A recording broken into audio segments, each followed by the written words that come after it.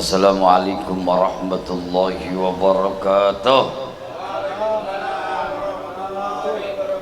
Alhamdulillahi rabbil alamin alladzi anzala as-sakinata fi qulubil mu'minin liyazdaduna imanan ma'a imanihim.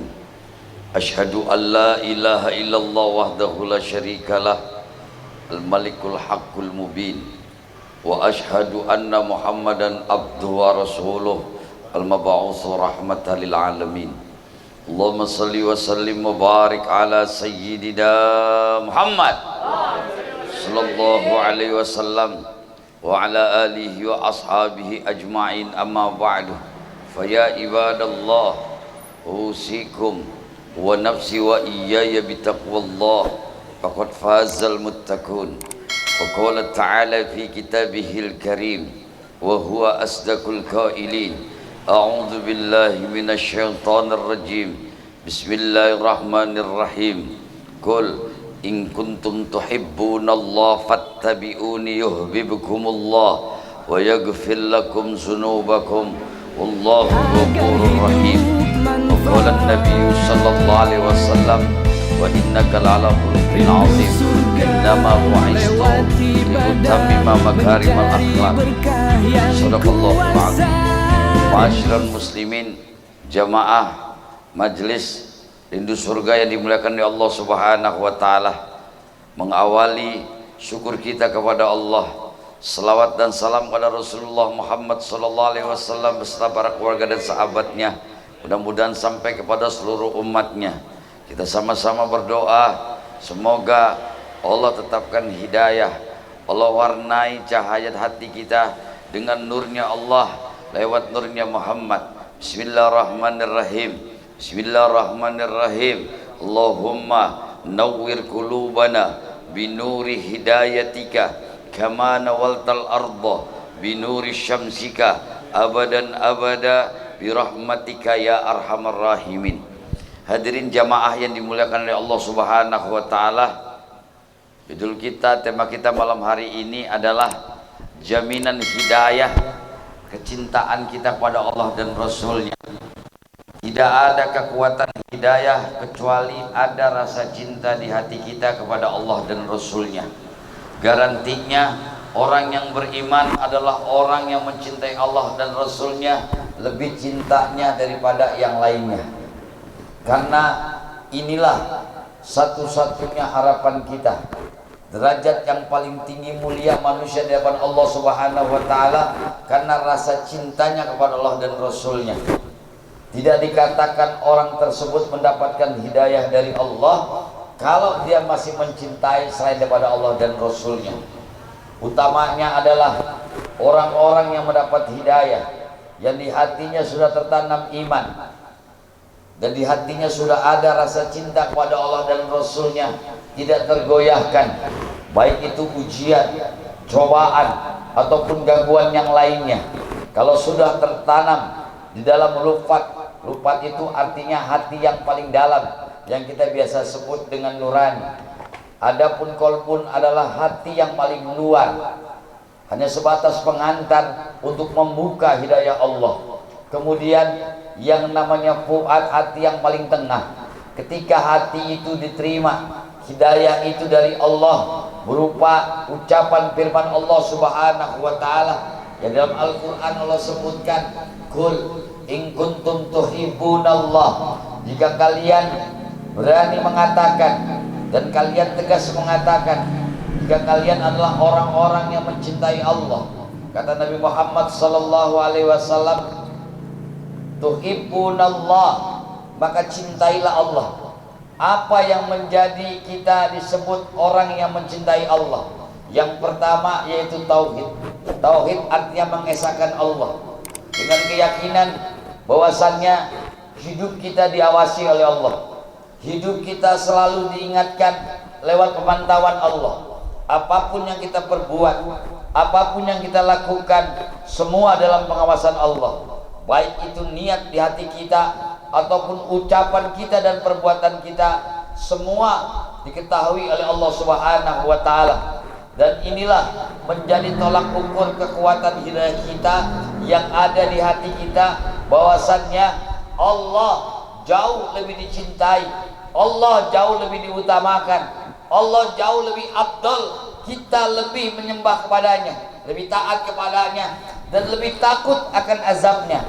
Pengawasannya tidak akan pernah lepas daripada tipu daya manusia. Pengawasan Allah mutlak adanya. Itulah akidah, itulah keyakinan, itulah tauhid kita kepada Allah sebagai tanda bukti cinta kita kepada Allah Subhanahu wa taala. Dan dilanjutkan dengan ayat berikutnya, fattabi'uni, maka ikutilah apa yang menjadi syariatnya Rasul, apa yang menjadi ucapan dan tingkah laku Rasul yang disebut dengan hadis. Hadis ini pernah saya sampaikan, yang lewat ucapannya adalah hadis qauli.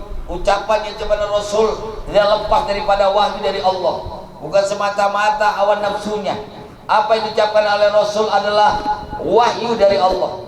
Wa ma yantiqu anil hawa in huwa illa wahyu yuha. Adapun apa yang menjadi perbuatan Rasul yang kita kenal dengan hadis af'ali, perbuatannya, tingkah lakunya sebagai uswatun hasanah, bagaimana sempurnanya manusia berlaku, bagaimana sempurna manusia bertingkah laku dan beradab, contoh yang paling besar. Maka Nabi mendapatkan kemuliaan dari Allah yang dimiliki sifatnya, yaitu amanah. Sebelum Siddiq sebenarnya amanah. Rasulullah dilahirkan, diciptakan oleh Allah Subhanahu wa taala, sejak dalam kandungan sudah mendapat amanah. Dan amanah itu disampaikan oleh Allah lewat mimpinya ibunya Siti Aminah, sebagaimana yang sering kita dengar dalam kitab Berjanji. Abu Ja'far Al-Berjanji telah mengatakan, innaki qad hamalti bi sayyidil alamina wa khairul bariyah. Aminah, engkau sudah mengandung manusia yang paling sempurna, manusia sebaik-baiknya manusia. Maka lewat mimpinya Rasulullah berada dalam kandungan sudah mendapatkan amanah, bahwasannya sejak dalam kandungan sudah dapat amanat dari Allah. Jadi bayi yang baik itu adalah bayi yang menjaga ibunya tidak merasakan sedang mengandung, tidak merasakan beban. Jangan ya. Nah, emang begini suaranya. Oh, ehonya. Ya, enggak apa-apa. Iya, ada pelan-pelan aja dah. Ah, terusin. Oh ya udah terusin sama. Oh ya udah, dikira mau dimatiin. Nah, enggak pakai mic.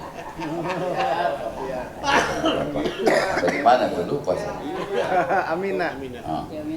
Jadi Rasulullah dalam kandungan sudah dapat amanah berupa kepercayaan jadi bayi, karena Rasulullah adalah sebagai tanda bukti bergembiranya manusia, bahagianya manusia, anugerah besar yang Allah kirimkan, yang Allah lahirkan, Allah ciptakan untuk menjadi contoh manusia yang lainnya.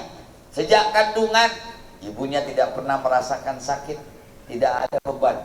Bahkan lahirnya pun dibidani oleh orang-orang yang dipilih yang gak pernah disentuh sama laki-laki, perempuan. Rata-rata kan bidan perempuan ya. Ya, siapa itu Aisyah? Aisyah itu istri Nabi, istrinya Fir'aun. Fir'aun itu memang raja orang kaya, tapi gabuk, ngerti gabuk? Hah? Nggak bangun barangnya, fungsinya nggak ada. Makanya Aisyah nggak pernah disentuh. Nah, wanita suci inilah yang menjadi bidannya ketika Rasulullah lahir.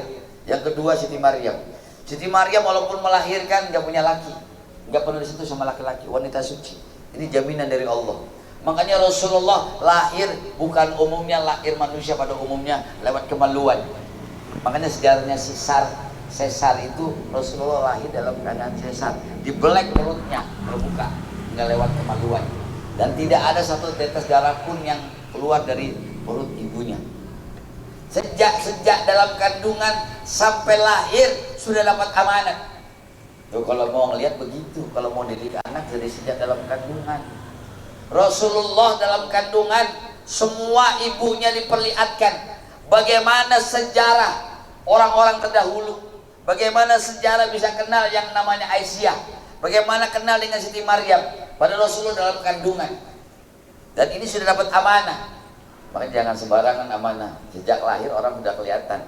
Ini lahir dalam kandungan nyusahin nih anak. Ya kadang-kadang ada yang begitu enggak? Kalau ada yang kayak gitu kasih tahu bininya, ya, bacain selawat. Selawat apa aja, Allahumma sholli ala sayyidina Muhammad, sallallahu ala Muhammad, selawat Fatih. Nggak ada selawat yang musyrik, nggak ada selawat yang bid'ah. Kalau ngerti makna selawat, itu orang-orang yang menyampaikan karangan selawat itu bukan orang sembarangan. Orang-orang alim, orang-orang yang cinta kepada Allah dan Rasulnya, keluarlah kata-kata indah. Seperti halnya kita memuji sesama, memuji kelebihan teman. Tapi ini yang dipuji adalah orang yang pantas dipuji. Namanya ismu Ahmad. Namanya aja Ahmad. Arti Ahmad apa sih? Terpuji. Selalu dipuji. Ya, jangankan sudah dilahirkan. Ceritanya sebelum Nabi Adam sudah ada. Dan Nabi Adam memuji Muhammad sallallahu alaihi wasallam.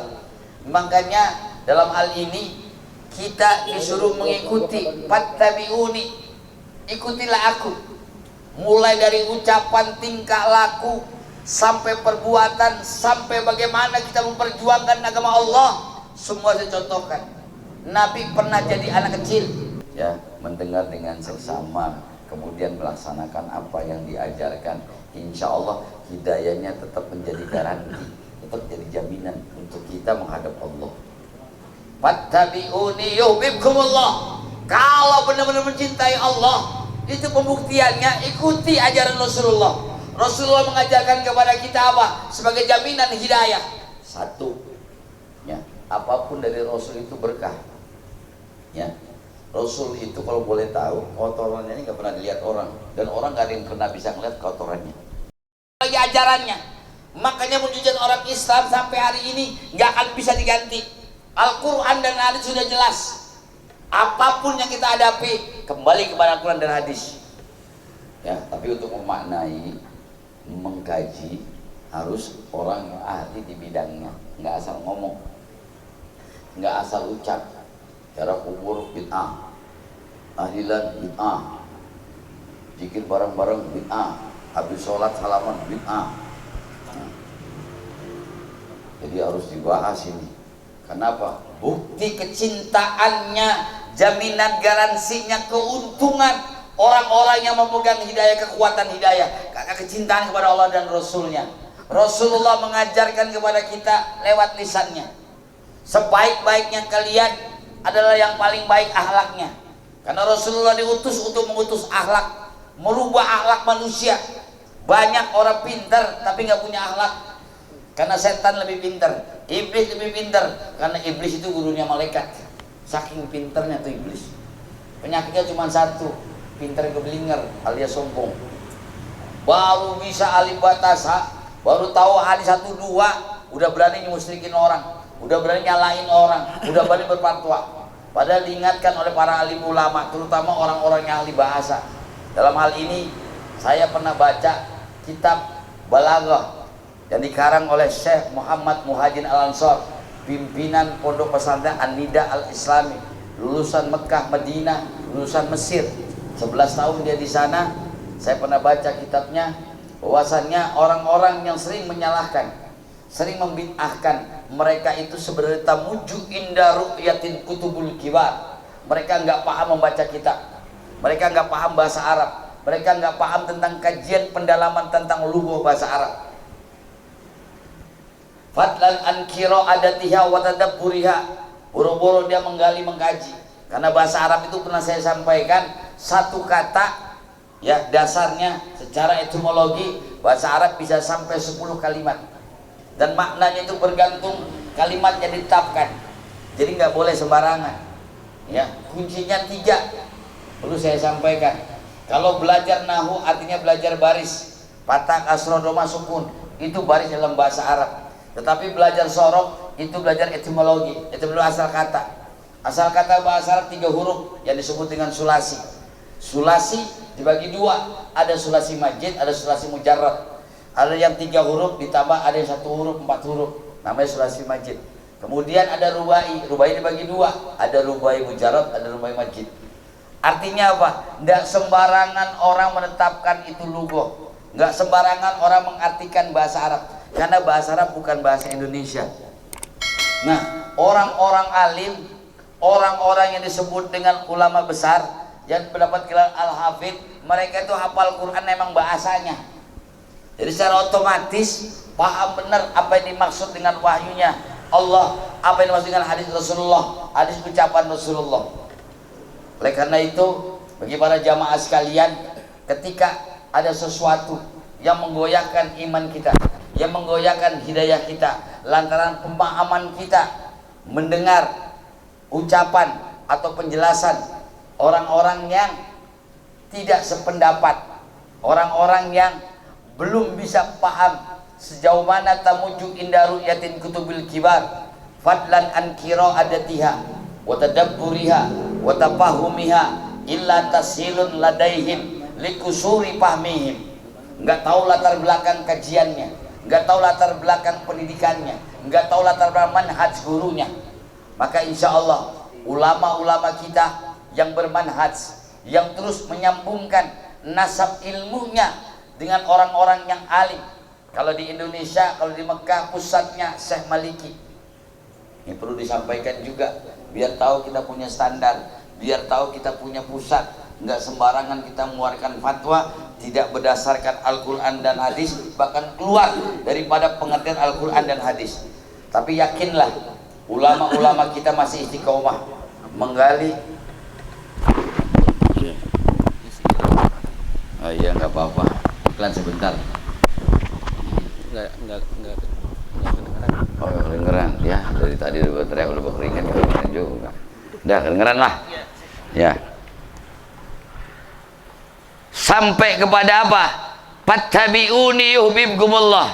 Kalau mengikuti Rasul berarti sudah otomatis mencintai Allah. Mencintai Allah dalam rangka apa? Menjalankan syariat agama Allah.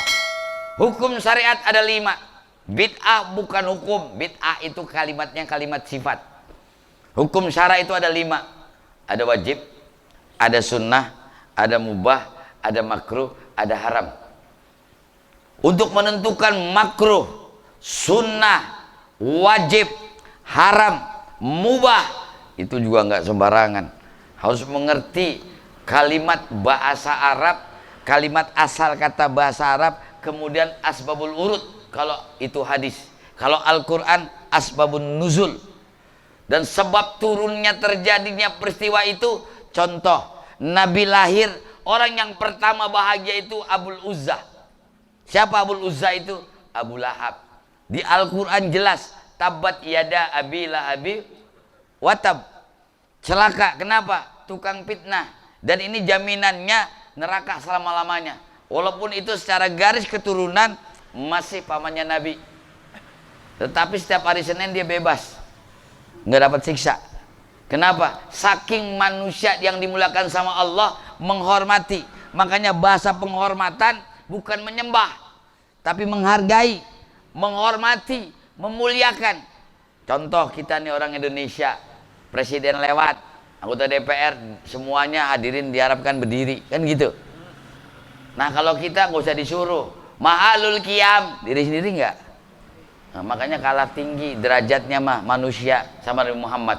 Nabi Muhammad itu imamul muttaqin, imamnya para orang-orang takwa, imamul anbiya wal mursalin, imamnya para nabi, para utusan Allah, para rasul Allah. Semuanya imamul malaikatil muqarrabin. Nabi itu imamnya para malaikat. Gelarnya ada 1000.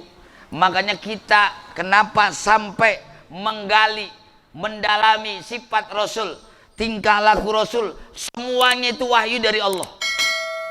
Makanya Rasul begitu cinta kepada umatnya sampai dia titip kepada umatnya. 1, jangan tinggalin sholat, karena ini yang pertama yang akan ditanyakan oleh Allah. Kalau kalian termasuk orang yang mencintai Allah dan Rasulnya, yang mengikuti ajaran Rasulnya, kuncinya yang pertama, jangan tinggalin sholat. Apapun keadaannya, apapun ujiannya, seberat apapun godaannya, jangan sampai ninggalin sholat, kata Nabi. Sebelum meninggal Nabi pesan begitu. Yang kedua, hati-hati nih, terutama kita nih yang sudah dewasa, sudah balik, ya, hati-hati. Yang kedua ini perempuan, al-mar'ah. Kita baik gara-gara perempuan, kita masuk neraka gara-gara perempuan. Ini buat pesan nih, laki boleh hebat, sholat rajin dia, tahajud rajin dia, dakwah, berjuang di jalan Allah, fisabilillah. Tapi kalau istrinya nggak ibadah, nggak sembahyang, laki masuk neraka. Diingetin tuh. Kita bisa hebat, ya, bisa masuk surga nggak ada beban kalau istri kita juga sama. Sholatnya diajarin, diperbaiki. Takut istri kita salah sholatnya, sujudnya bisa salah. Kadang-kadang perempuan kelihatan pakai mukena, rambutnya masih kelihatan. Ini kudu ada perhatian dari laki. Jangan enak-enakan ente jadi laki. Yang ditanya laki dulu, bukan perempuan. Kepala rumah tangganya siapa? Laki. Yang ditanya bagaimana sholatmu? Lulus. Begitu ditanya bagaimana sholat istrimu? Kayaknya nggak lulus. Padahal dia tahu istrinya kalau sholat masih kelihatan rambutnya. Nggak sah. Jadi pakai mukena kan sudah kelihatan kan rambutnya. Ini wajib kita ingetin. Kalau bisa nih, kalau bisa diusahakan sholat sama istri. Kita lakinya kudu jadi imam. Nih, biar tahu nih ngaji nih. Gue yakin semua yang ada, gue jarang imamin jadi sama bininya. Ayo taruhan sama gue. Terang-terangan aja sih emang. Diterapin. Kenapa? Ini perlu. Ini sebagai bukti bahwasannya hidayah itu jaminan. Jaminan dari Nabi kecintaannya apa? Buktiin sholat. Kalau kita berumah tangga, buat apa kita sholat sama orang dengan pakaian yang rapi, ya? Tapi sama istri nggak pernah. Ngimamin istri sendiri nggak pernah. Ini yang menyebabkan kita masuk gagal ke surga. Karena masih ada tanggung jawab istri. Ini baru istri nih, belum anak. Ya, makanya tolong nih diperhatiin. Kalau memang kita dapat garansi keuntungan hidayah dari Allah, maka tanamkanlah wajib sholat ini. Ya, dari mulai cara wudunya, bagaimana cara bersucinya. Kalau laki-laki kan sudah diajarin, sering ngaji, ada belajar fikih. Kalau bini belum tentu. Kalau perempuan itu tangan kiri dicolok, diputer, ajarin bini biar bersih, biar nggak mengandung najis. Jadi kenapa ada jari tengah, itu tujuannya sampai mentok, diputar, dibersihin. Jadi diajarin bini biar tahu arti bebersih, kesucian dia ketika dia beribadah. Insya Allah ibadah diterima. Ya, kalau bisa bimbing istri itu jadi imam kitanya. Jadi istri punya kebanggaan di hadapan Allah, nggak bakalan jadi beban kita. Kalau kita dapat beban dari istri, ya maaf nih, kita sholat rajin, berjamaah, ya, tapi nggak pernah sholat sama istri. Ini kerugian yang sangat besar, keuntungan yang sangat besar. Kalau kita mau diangkat derajat sama Allah, ketika kita jadi imam, kita baca doa setelah sholat, istri yang ngaminin, insya Allah ini salah satu yang digambarkan oleh Rasulullah. Karena Rasulullah jadi contoh, bukan jadi contoh sendiri, tapi Rasulullah pun berumah tangga dengan Siti Khadijah. Bagaimana rumah tangganya Rasulullah sehingga berhasil dalam dakwah, berhasil dalam menegakkan syariat agama Allah, berhasil dalam perjuangan menegakkan Islam karena dukungan dari istri. Ini saya wanti-wanti buat teman-teman, buat para jamaah sekalian, jangan kita laki-laki merasa hebat kalau istri kita belum menunjang kita, belum memuji kita, belum mendukung kita, belum sepenuhnya dalam ibadah kepada Allah. Kita berbarengan. Karena kuncinya kata Nabi, buruk-buruknya umatku adalah umat akhir zaman. Kenapa dibilang buruk? Karena imannya setipis kulit bawang. Karena imannya gampang luntur, hidayahnya gampang hilang. Kalau dia ingin mendapatkan garansi jaminan dari Allah dan Rasulnya, maka terapkanlah 3 amanat Rasul sebelum meninggal dunia. Yang tadi, sholat, jaga wanita, ya, angkat derajatnya, muliakan dia. Kalau dalam hadis Rasul, khairukum min ahli. Dalam kitab Tabil Gopilin disebutkan, sebaik-baiknya kamu adalah yang baik menurut istrimu. Kalau kamu mau dibilang orang baik, orang soleh, tanya istrinya, benar nggak dia soleh? Ya, kadang-kadang orang, oh dia mau depan orang aja katanya, di rumah mah kejam. Iya, malah ama bini pelit. Ya, padahal dia punya bini, beli baju buat setahun sekali aja masih nggak dikasih. Ya, ada yang begitu ngadu sama saya. Sebagian jamaah ada, tapi nggak perlu saya omongin orangnya. Ya, kalau etik jurnalistik, Hadirin sekalian dimuliakan Allah Subhanahu wa taala, kalau sudah kita lakukan apa yang menjadi syariat agama Allah karena kecintaan kita kepada Allah dan Rasulnya, maka yuhibbukumullah, pasti Allah menjaga, garantinya orang-orang tersebut adalah orang bahagia. Sampaikan kabar gembira, mereka wajib bahagia, wajib senang, wajib gembira. Kenapa? Jaminan dari Allah.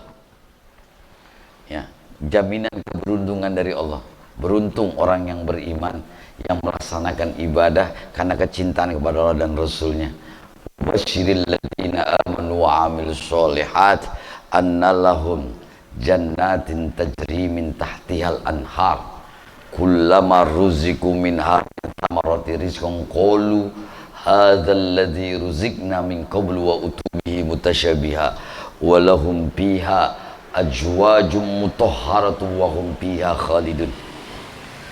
Orang yang bahagia itu di dunia saja kalau ibadah tuh pede, Pak.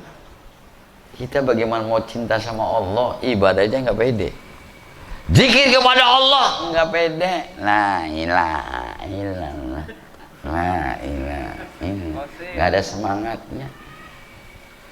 Kalau dia bukti cintanya kepada Allah dan Rasulnya, nggak ada itu bahasa mau ngantuknya kayak apa, ya. Bahkan di pesantren diajarin sampai ngantuk aja diganjel sampai apa namanya itu korek, sampai diganjel. Tuh diajarin zikir, nggak tanggung-tanggung zikirnya, bukan di masjid, di atas kali, di atas batu berendam, saking apanya itu, buat ngebuktiin bahwasannya kekuatan Allah jauh lebih kuat. Kalau secara syariat udah masuk angin. Secara syariat kata dokter, ya kata dokter ini mah gampang sakit, tapi ternyata orang-orang yang terlatih berzikir, ikutin riadah guru-guru tasawuf, terutama guru-guru torekoh, alhamdulillah usia boleh tua tapi semangat tetap, gagah tetap. Semangat ketika apa? Ketika bicara Allah dan Rasulnya, bicara syariat agama Allah dan Rasulnya, bicara kalimat Allah, itu nggak ada pelan-pelannya, nggak ada lemes-lemesnya, pasti dia semangat. Kenapa? Itu bukti garanti kecintaan Allah. Makanya kalau saya sebel kalau dibilang semangat, biran tahlilan, baca zikir, nggak ada suaranya, itu kelihatan, Pak. Biarin gosip ke siapa, bodo amat, saya memang mengingetin doang. Kenapa? Untuk mengundang rahmat Allah, mengundang cinta Allah, harus buktiin kita ini serius, kita ini semangat, kita ini berharap, ini garantinya, ini jaminannya, keberuntungannya. Makanya wajib kita senang.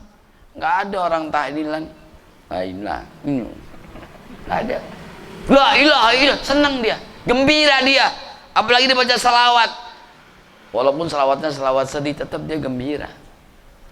Karena ketika kita berzikir kepada Allah, mengucapkan firman Allah, membacakan salawat kepada Rasulullah, jangankan manusia, semua makhluk yang ada di sekitarnya ikut bertasbih, memberikan support kepada kita. Makanya kalau orang nggak semangat, berarti nggak dapat support dari makhluk yang lainnya. Nah, gimana makhluk lainnya mengerti, orang dia sendiri aja nggak ada semangatnya. Annalahum jannatin tajri min tahtihal anhar. Orang-orang yang mendapatkan kebahagiaan dari Allah, Allah janjikan mereka itu orang-orang yang bahagia, seperti halnya orang yang mau tamasya wisata. Di bawahnya ada air mengalir, di kiri kanannya ada taman-taman yang indah. Orang kan kalau refreshing kan begitu nyarinya.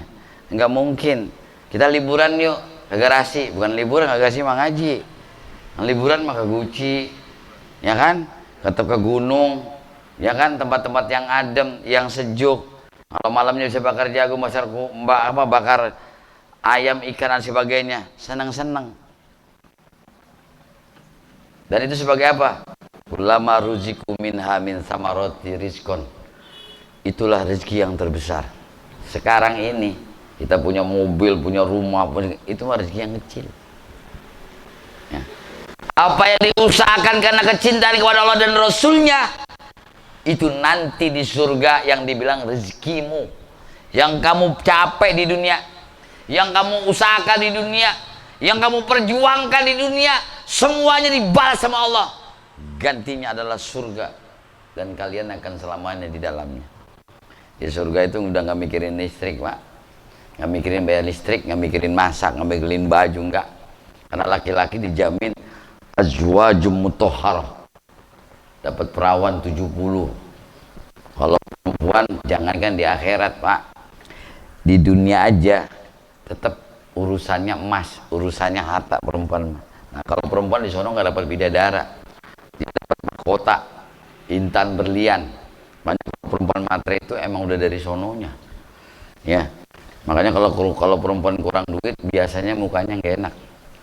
Tapi kalau perempuan terpenuhi kebutuhannya, nggak usah kita minta, Pak.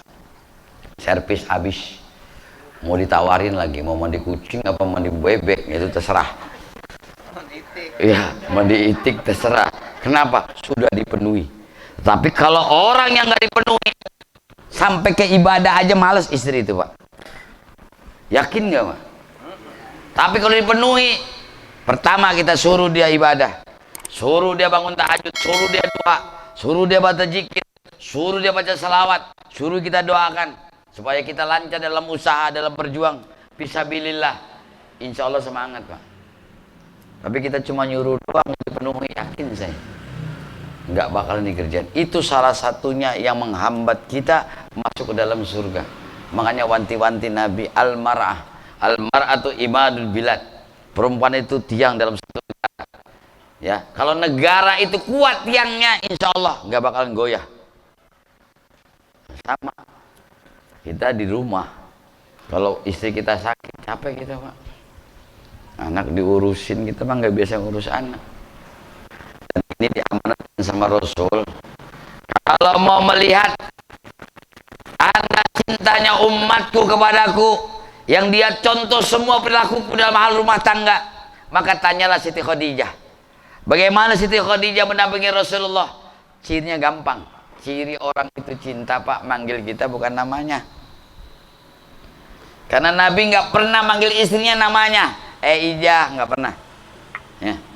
Kalau kita sekarang mungkin ayang beb, ya.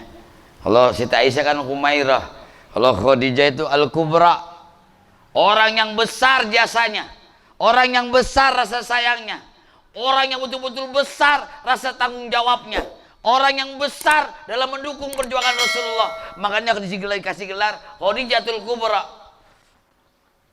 Jangankan hartanya, nyawanya, bahkan sudah mati.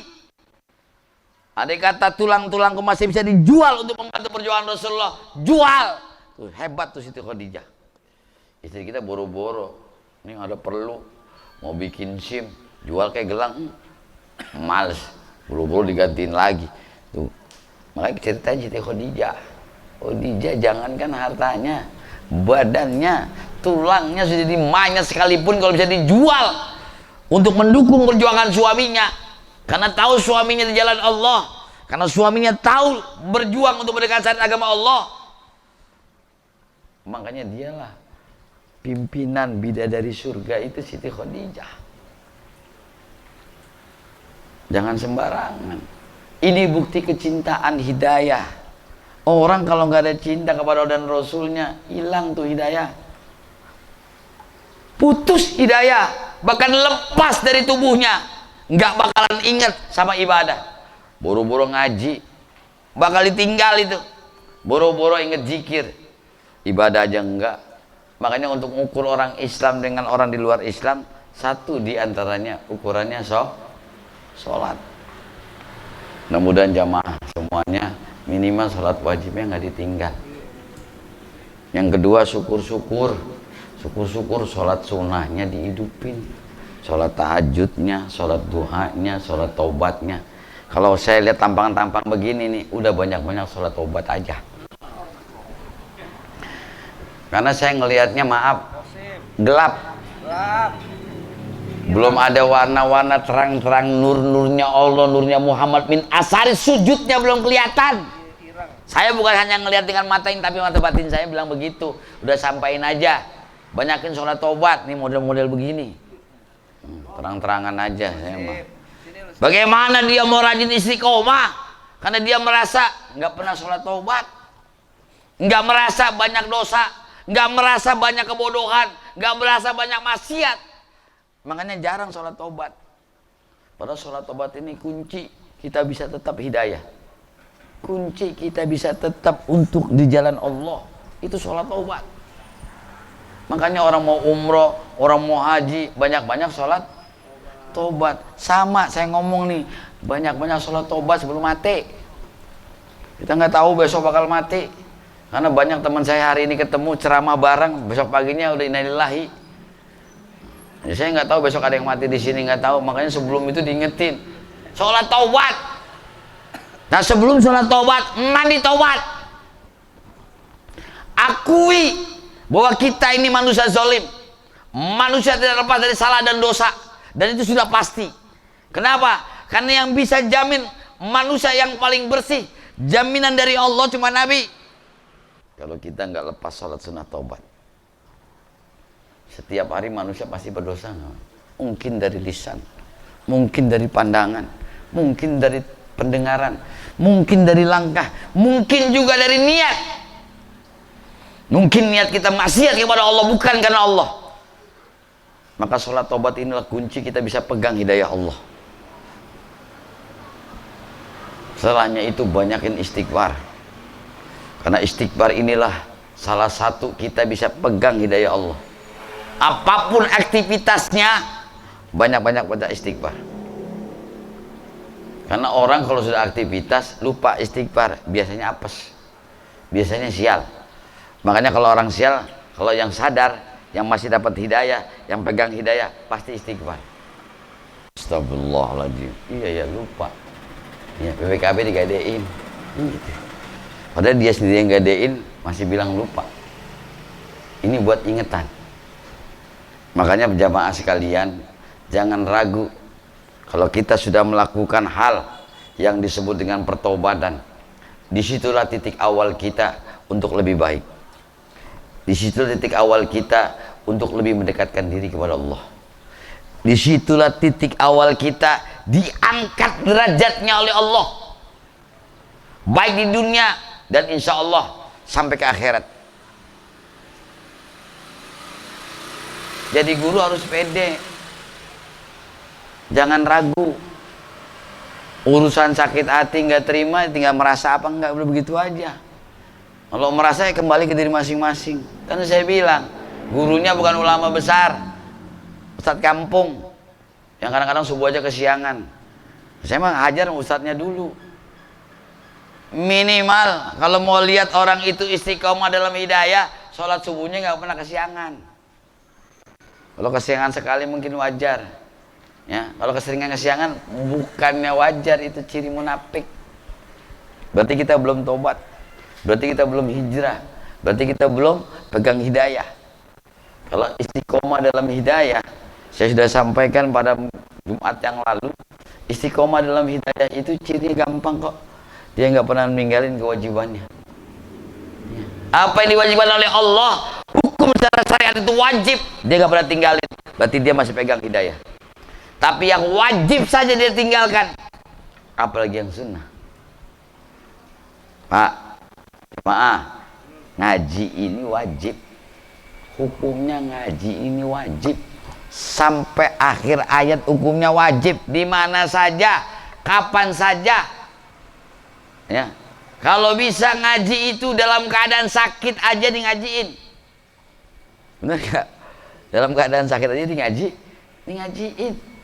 Walaupun yang baca orang dia sudah nggak bisa, tapi dia pikirannya masih sadar, itu akhirnya dia ngaji.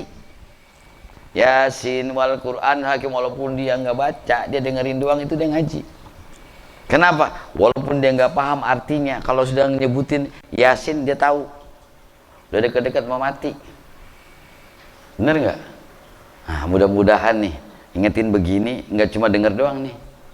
Ya, besok bisa, kalau bisa ntar malam mandi taubat, sholat taubat, baru sholat tahajud. Janji sama Allah, ikat hati kita kepada Allah. Untuk apa? Untuk pembuktian cinta kita kepada Allah, untuk pembuktian cinta kita pada Rasulullah, yaitu sholat taubat. Kalau sholat taubat ini kita ikat betul-betul kita melaksanakannya. Bahkan Imam Ghazali aja sekelas imam besar, Hujjatul Islam, setiap hari dalam kitabnya, dalam autobiografinya, autobiografi Abu Hamid Muhammad bin Muhammad Al-Ghazali, setiap hari beliau itu sholat taubat. Beliau itu mandi taubat setiap hari.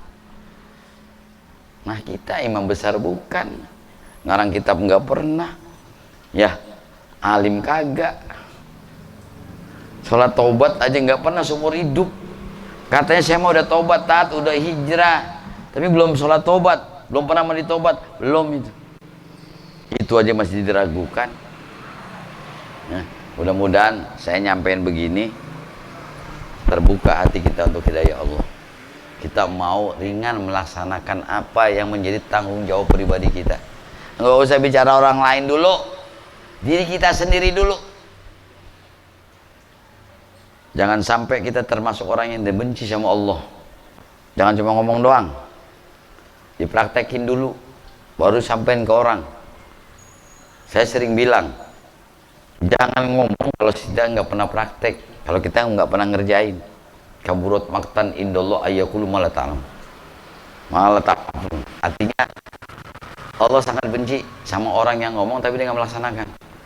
Allah paling cinta, paling sayang, paling rahmatnya langsung diberikan sama orang yang betul-betul dia mengerjakan, dan dia tidak pernah puas ketika dia mengerjakan untuk dirinya.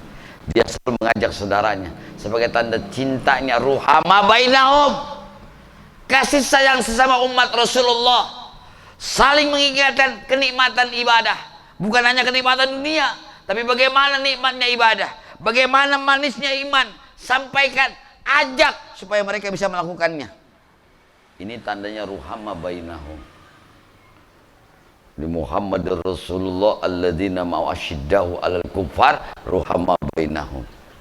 Kalau mau lihat ciri umatnya Rasulullah, pengikutnya Rasulullah, itu ruhama bainahum. Ruhama bainahum prakteknya itu. Kalau mau tahu manisnya iman, ajak dia ibadah, ajak dia melaksanakan syariat agama Allah dengan sebaik-baiknya, ajak dia beramal soleh sesuai dengan syariat agama Allah, sesuai dengan janji Allah. Mereka yang melaksanakan amal soleh karena iman kepada Allah, maka lakukanlah, pasti akan merasakan nikmatnya iman, manisnya iman, bahagianya hati, bahagianya hidup. Sampaikan, ajak, lakukan, maka itulah tanda kasih sayang. Makanya haram hukumnya kita menyampaikan dengan tegas tapi hati dalam kebencian. Tapi sampaikan ketegasan itu tapi hati mengharapkan rahmat Allah karena kecintaannya. Karena Rasulullah tidak semata-mata menyampaikan ayat Al-Quran, tidak semata-mata menyampaikan hadisnya dalam keadaan hawa nafsunya, tapi itu semua karena rahmat Allah. Karena di hatinya tidak ada kebencian, melainkan kecintaan kepada Allah. Maka sampaikanlah sesuatu itu karena Allah. Mudah-mudahan menjadi wasilah hidayah Allah masuk ke hati kita. Hidayah hati kita terbuka karena sebab kita terbuka juga jujur sama diri kita. Mudah-mudahan jamaah semua tetap dijaga kejujurannya, karena inilah yang menyambungkan kita kepada Allah. Ya, kira-kira nih, saya buat bukan mau ngetes, bukan. Mau nggak kira-kira ngejalanin apa yang saya sampaikan? Ya, malam Jumat, malam berkah, malam Jumat, malam yang dimuliakan sama Allah. Malam Jumat ada Sayyidul Ayyam, rajanya hari. Kalau ini dilakukan, insya Allah kita termasuk orang-orang yang dimuliakan oleh Allah, orang-orang yang mendapat cintanya Allah. Karena untuk meraih cintanya Allah itu nggak gampang, harus banyak-banyak kita mendekatkan diri kepada Allah. Dengan cara apa? Tubu ilallah taubatan nasuha, mendekat kepada Allah dengan sedekat-dekatnya, meninggalkan maksiat tapi mendekat kepada Allah untuk menjalankan syariatnya. Insya Allah inilah kebahagiaan yang sebenarnya. Bersaudara karena Allah, berjumpa karena Allah, berpisah karena Allah, dan pasti Allah jumpakan kembali dalam surga Allah Subhanahu wa ta'ala. Ya, udah segini aja, udah hampir 1 jam, terkepanjangan. Kalau bisa ada tanya jawab, mungkin Bapak mau tanya jawab semua, jangan komunikasi satu arah. Ciri santri cerdas itu nanya, ya, cirinya gampang. Ya, ciri santri bego diam aja. Ya, Iya. Saya mah terang-terangan aja. Karena saya pernah jadi santri, guru saya ngomong begitu. Terpancing kita untuk apa? Untuk mengikuti sunnahnya Rasul. Sifat Rasulullah patona. Ciri orang pintar itu nanya. Enggak so tahu dia.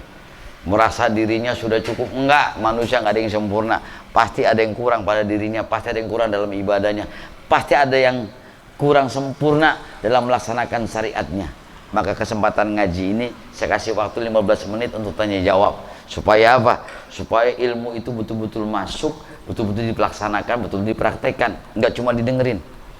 Ya, sami'na wa ata'na, bukan sami'na wa asaina. Kami dengarkan, masa bodoh, tapi kami dengarkan, kami laksanakan. Itu namanya dakwah berhasil, ilmu berhasil, ya, ajakan berhasil. Kalau ini nggak dilaksanakan, berarti percuma, nggak ada hasilnya, sia-sia. Di situ diragukan niatnya. Kalau niatnya karena Allah, saya yakin 1, 2, lama-lama semuanya menjalani syariat agama Allah dengan baik, ibadahnya dengan baik. Itulah tanda keberhasilan, hidayah Allah masuk ke dalam hati kita. Silakan, falyatafaddal masykura. Ya, silakan. Niat sholat, niat mandi obat. Ya, kalau pakai bahasa Arab nggak bisa, pakai Indonesia. Saya niat mandi tobat karena Allah Ta'ala. Ya. Tapi kalau sebelum mandi, saran saya nih, Imam Ghazali ngajarin, Rasulullah mengajarkan kaki kanan dulu yang disiram, kemudian kaki kiri, kemudian paha kanan, paha kiri, kemudian perut. Sudah sampai di situ, baru ke kepala. Nah, di kepala inilah niat dalam hati. Saya niat mandi tobat karena Allah Ta'ala. Ratain tuh, ya, siram lagi minimal 3 kali. Syukur-syukur sampai bersih badan kita lahir batin, ya. Insya Allah Allah gugurkan dosa-dosa kita. Masa lalu akan diampuni oleh Allah. Dosa kita sebesar gunung, dosa kita sebanyak pasir lautan, tapi rahmat Allah jauh lebih besar, jauh lebih besar, jauh lebih luas. Siapapun yang datang kepada Allah dengan datang tobat kepadanya, pasti diampuni, pasti dimaafkan. Kalau Allah Rahman Rahim. Sama mandi besar sama. Sama, beda di niat doang. Ya. Nawaitu gusla. Ya, kalau bahasanya gusal ropil hadasil akbari. Kalau sini pakai hadasil akbari nggak usah. Ya. Gostil tobat lillahi ta'ala. Kalau pakai bahasa Arab. Tapi kalau nggak bahasa Arab, udah bahasa Indonesia dalam hati.